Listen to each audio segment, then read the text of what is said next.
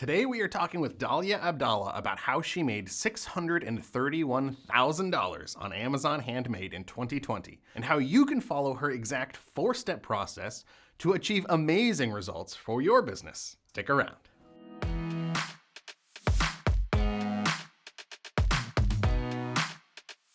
What is up? Welcome to the Jam. I'm Gordon from Marmalead. I'm Richie from Marmalead. And we have a special guest with us today. We have Dalia Abdalla, the Handmade mastermind and creator of the Mastering Amazon course, joining us today. Thank you so much for joining us again, Dalia. It's awesome to have you. I'm glad to be back. Thanks so much for having me. And today we're talking about how you made $631,000 on Amazon Handmade in 2020, which is outstanding. That's amazing. So first of all, congratulations, because that's an incredible number. It's crazy, right? Sometimes I think about that and I'm like, what? Yeah. You have a course coming out and you're kind of going over your system that you use in this course. Is this like attainable for everybody, or is this like a special Dalia number that you were able to hit? So the 631,000 per se, I mean, is it attainable for everybody? It's an interesting question. Yes. However, I'm going to be real with you guys, okay? So I've been on Amazon Handmade since I think when it first started, 2016, end of 2016. And, of course, a good portion of those customers, average portion of those are repeat customers. So it gets built over time. I can't say that if I start tomorrow, my first year will be 631,000, right? So that's the first thing. The next thing I want to say is that it really does depend on your product type, right? I do have some students actually that make way more than me on Amazon. However, that should not intimidate anybody because there's definitely a lot of people that do 6 figures or under, depending on what they want to do. But it does depend on product type. And of course, if you apply my methods properly, you can't make somebody want, a bedazzled, rat hammock or something, clearly that's not in demand, my assumption. So it depends on, if you have a product that's in demand, a lot of things could be very possible. So yeah. That's amazing. I mean, that's awesome. And to have students who are even doing better than you in their markets, like, that's crazy. Now, you started on Etsy, right? And then moved over to Amazon Handmade? Or, you're still on Etsy, obviously. But after you started on Etsy, then you adopted Amazon Handmade? Yeah, absolutely. I mean, I started on Etsy back in 2010, and then like 6 years later, right, I got on Amazon. So yeah, I mean, Etsy's still going, still great. But I love that when, students or sellers, they diversify. It just makes good business sense. And that's why I was like, I got to get on this bandwagon. Never thought ever that it would be this big, any of my business, to be honest. But yeah, it's been going great. Again, I have this system I follow I want to share with your audience. Technically, it's in 4 steps, but each step is so important. The first thing, and you guys know this, okay? It's SEO research, okay? This is your thing. It applies to any marketplace you sell on. It's so important. Doing the SEO research properly, brainstorming, keyword phrases, setting up the right foundation to get found. Because I tell people this, when you're doing SEO properly, and of course, the research and applying it properly, you're widening your audience. A lot more people see it. That's the first step. And it sounds simple enough, but it's a lot of work. You guys know with the Marmalead tool for Etsy, there's some tricks in using the tool and getting, the right keywords, brainstorming, all that stuff. Because if you don't get found, then all that really hard work to make your nice products, it's for no good reason.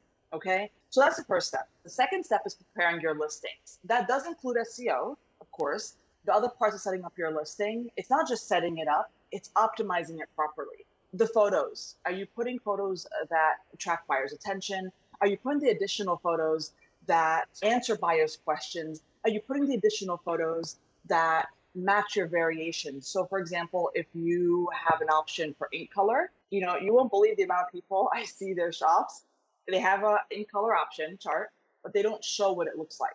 Mm-hmm. And some person told me, oh, well, red is red and blue is blue. I'm like, I understand that. But, there's some people that want to know what type of red, what type of blue, what type of green, etc. A font chart, I mean, you have to make it super simple. That means if somebody lands on your listing, if they left and didn't purchase, but they wanted, a personalized mug, or they wanted pink headphones or whatever, why didn't they purchase from you? That's your job to answer that question and fix your listing, as long as you want to offer that. You could do SEO all day long, but if you don't have the listing set up properly and optimized, and that includes description. I don't want to hear people telling me, descriptions don't matter, okay? You only hear from the buyers that don't read the descriptions, so everybody's up in arms about it, I'll go buy the descriptions. I call BS on that. All those pieces that help you prepare your listing. So when a buyer comes on it, your conversion rate's high. Some of my products, they're in the 20+% conversion rate on Amazon. It's crazy. Yeah. But here's the thing, guys, before I move on to the next step, you won't believe the amount of time we dedicate to re-optimizing listings, which we'll go over in the fourth step. But not everybody gets it right the first time. Sometimes we have to go back and update our color chart or update this or add a variation or whatever. And that's fine. That's great because we're learning from our buyers, and I think over the years I've been on Amazon, I've learned what they wanted and I adjusted and tweaked and re-optimized those listings. I want to take a moment to thank you for tuning in to the Jam by Marmalead.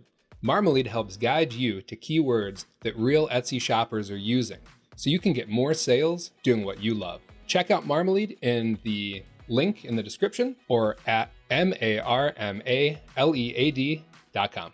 The third step is not necessary, but the reason why it's not necessary is because it doesn't fit everybody. So the two things within this is FBA. FBA is fulfillment by Amazon.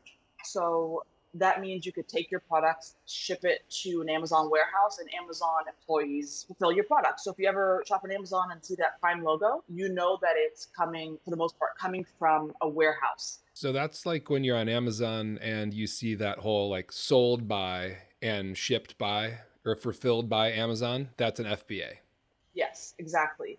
And so when you do that, if you can, like I can't, I have personalized products. But if you do that and you don't have personalized products, the statistics show that your conversion rate increases because people like to shop Prime. Okay. I know that some people out there are like, oh, we're not Amazon, we're handmade sellers. I get that. Okay. We're not asking you to produce products in 5 minutes. As long as you're within your market, right? So if you are making personalized stationery like me, and the market's shipping it within 1 to 3 business days, but you're shipping within, 2 weeks, you got bigger issues. Okay. So I don't want to hear about, oh, I'm not Amazon Prime. Yeah, but you got bigger issues if you can't ship within the normal market time. Okay. Nonetheless, if you could get your products to the warehouse, especially during busy season when conversion rates are naturally higher, Mother's Day shopping, Father's Day shopping, Christmas, and probably many more. That does help boost your results. And part two, it's not possible for everyone, but ads,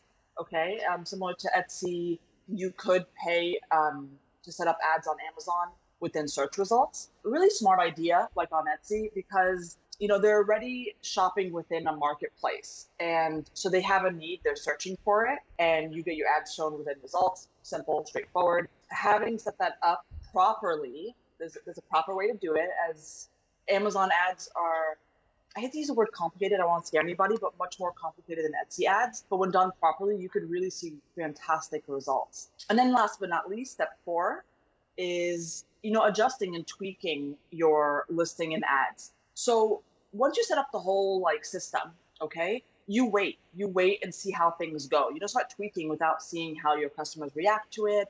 Are things not getting views? Are they getting views but not purchases? You start to see data.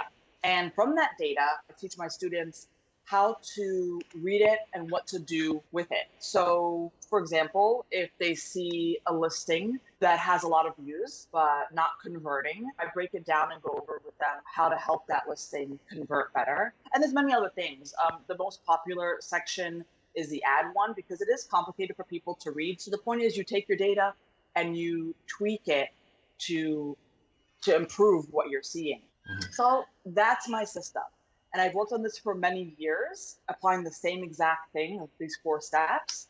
And it got me to where I am today. Everywhere, but obviously particularly on Amazon.